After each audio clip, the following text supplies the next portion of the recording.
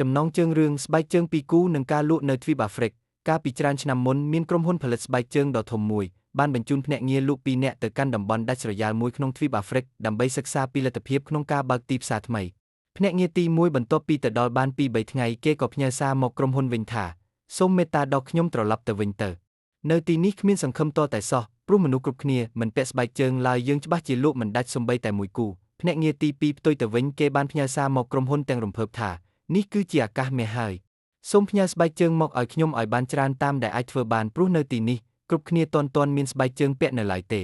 ទីផ្សារយើងគឺធំធេងណាស់មនុស្ស2នាក់មើលឃើញទិដ្ឋភាពដូចគ្នាប៉ុន្តែលទ្ធផលដែលទទួលបានគឺខុសគ្នាទាំងស្រុងម្នាក់មើលឃើញបញ្ហាចំណែកម្នាក់ទៀតមើលឃើញឱកាសមេរៀននៃរឿងក្នុងជីវិតនិងការងារភាពខុសគ្នាវាងអ្នកជោគជ័យនិងអ្នកបរាជ័យមិនមែនស្ថិតនៅលើអ្វីដែលពួកគេជួបប្រទះនោះទេប៉ុន្តែវាស្ថិតនៅលើរបៀបដែលពួកគេមើលឃើញរឿងរ៉ាវទាំងនោះបើអ្នកបដូរការគិតពិភពលោកជុំវិញខ្លួនអ្នកក៏នឹងផ្លាស់ប្ដូរតាមនោះដែរចំណុចសម្រាប់វិភាគ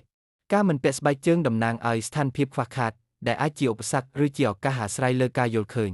ភ្នាក់ងារទី1ជានិមិត្តរូបនៃផ្នត់គំនិតអវិជ្ជមានដែលតែងតែរកលេសដើម្បីបោះបង់ភ្នាក់ងារទី2តំណាងឲ្យផ្នត់គំនិតរីកចម្រើន growth mindset ដែលស្វែងរកច្រកចេញក្នុងគ្រប់បញ្ហា